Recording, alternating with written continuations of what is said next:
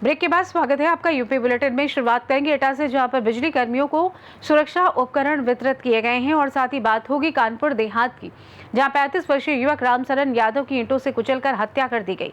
ऐसी तमाम खबरों पर करेंगे विस्तार से चर्चा। विद्युत विभाग ने जलेसर तहसील क्षेत्र के बेनी सब स्टेशन पर सोमवार को बिजली कर्मियों को सुरक्षा उपकरण वितरण किया। बिजली विभाग ने अवर अभियंता जितेंद्र पटेल ने लाइनमैनों को सुरक्षा उपकरण वितरित किया। इस दौरान radium jacket, tool kit, helmet light, earth chain, gloves, safety belt और अर्थिंग चेन जैसे महत्वपूर्ण सुरक्षा उपकरण वितरित किए गए।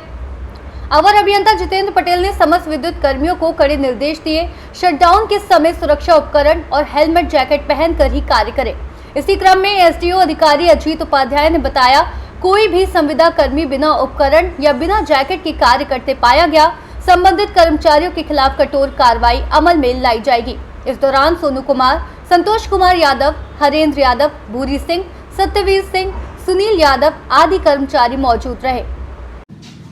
आज दिनांक 8 सितंबर को सभी लाइन स्टाफ को बेनी बिजली घर पे सभी सुरक्षा उपकरण बांटे गए, जिसमें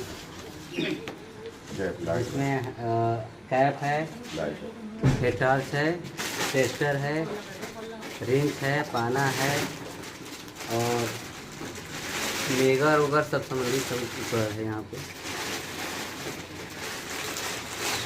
एटा से सी न्यूज संवाददाता लखन यादव की रिपोर्ट। खबर कौशाम्बी से है, जहां थाना कड़ाधाम क्षेत्र में 4 सितंबर 2025 को एक सनसनीखेज घटना ने पूरे इलाके को झकझोर कर रख दिया था, जब एक युवती के साथ दुष्कर्म के बाद उसकी निर्मम तरीके से हत्या कर दी गई। इस जघन्य अपराध के खुलासे के लिए पुलिस ने त्वरित कार्रवाई करते हुए दोनों आरोपियों को मुठभेड़ के दौरान गिरफ्तार भी कर लिया।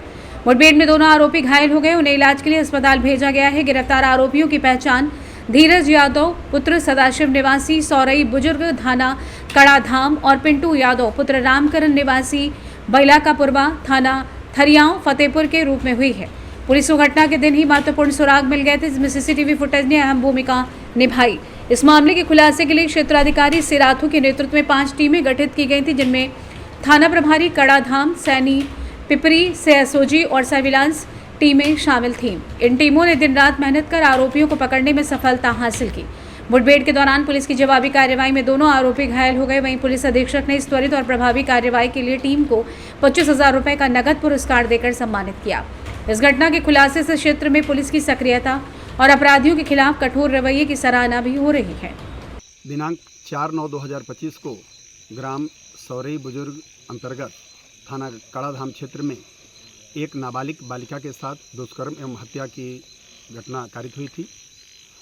इस घटना में शामिल अभियुक्तगणों की पतारसी सुरागरसी करते हुए आज एसओजी प्रभारी, थानाध्यक्ष कड़ाधाम, थानाध्यक्ष पिपरी, थानाध्यक्ष सैनी की टीम द्वारा संयुक्त रूप से घटना में शामिल दोनों अभियुक्तगणों को मुठभेड़ के उपरांत गिरफ्तार किया गया है।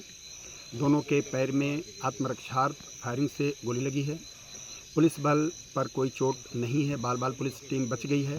दोनों घायलों को उपचार के लिए भेजा गया है। अन्य विधिक कार्रवाई प्रचलित है। कौशाम्बी से सी न्यूज संवाददाता वसीम गाजी की रिपोर्ट। खबर मरौनी से है, जहां दशलक्षण महापर्व के समापन पर रविवार को भगवान जिनेंद्र की भव्य विमान शोभा यात्रा निकाली गई। यात्रा श्री अजितनाथ बड़ा जैन मंदिर से प्रारंभ होकर नगर के मुख्य मार्गों से होते हुए यशोदय तीर्थ पहुंची। पूरे मार्ग में श्रद्धालुओं ने भगवान की आरती उतारी और भक्तिभाव से यात्रा में शामिल हुए। शोभा यात्रा में मुनिश्री गुरुदत्त सागर एवं मुनिश्री मेघदत्त सागर भी शामिल रहे। श्रावक जनों ने उनका पाद प्रक्षालन कर आशीर्वाद प्राप्त किया। यात्रा में भक्ति संगीत पर युवाओं और बच्चों ने नृत्य किया। वहीं बालिकाओं ने डांडिया प्रस्तुत कर सभी का मन मोह लिया। जगह जगह श्रद्धालुओं की भीड़ उमड़ती रही।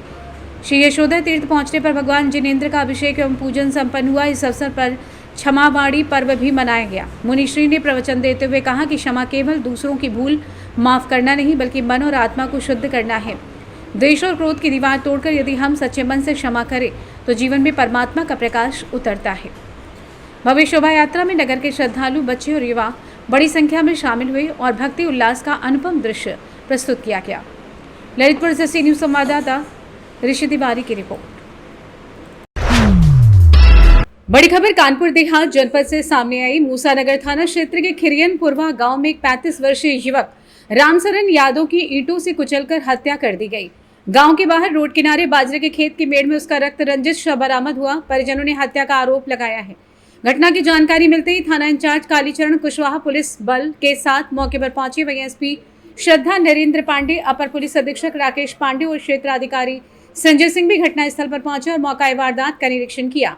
पुलिस ने शव को पोस्टमार्टम हेतु भेज दिया है। इधर परिजनों का रो रो कर बुरा हाल है और घटनास्थल पर भारी भीड़ इकट्ठा हो गई है। आइए जानते हैं पुलिस अधीक्षक कानपुर देहात श्रद्धा नरेंद्र पांडे का इस विषय में क्या कुछ कहना था। आपका सीमा आज क्या बात हो गई आपके घर में, क्या हो गया है?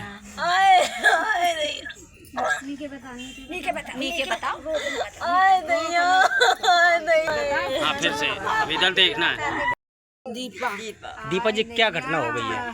पापा इनके घर से गए ना, खाते में पैसा लेने जा रहा है ने और बड़े पापा हमारे थे तो उनका दिल दिन पैसा लेके आए उनका दिल दिन कहते कि भाई हम तुम्हारे लिए आमन आ रहे हैं। उनका फिर जी आ गए हैं और फिर नहीं आए घर रात भर। कौन नहीं आया है? पापा।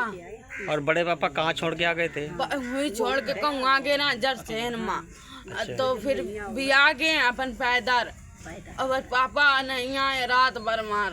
अच्छा, क्या घटना हुई और कैसे जानकारी हुई आपको? सुबह जानकारी हुई। क्या जानकारी हुई? उधर डले नहीं पर। कैसे पड़े थे? इससे पड़े थे, खून में ईंटा से मारा है, मुंह बंद हो रहा तौलिया से। क्या करते थे पिताजी? किसानी। क्या नाम था पिताजी का? रामसरन।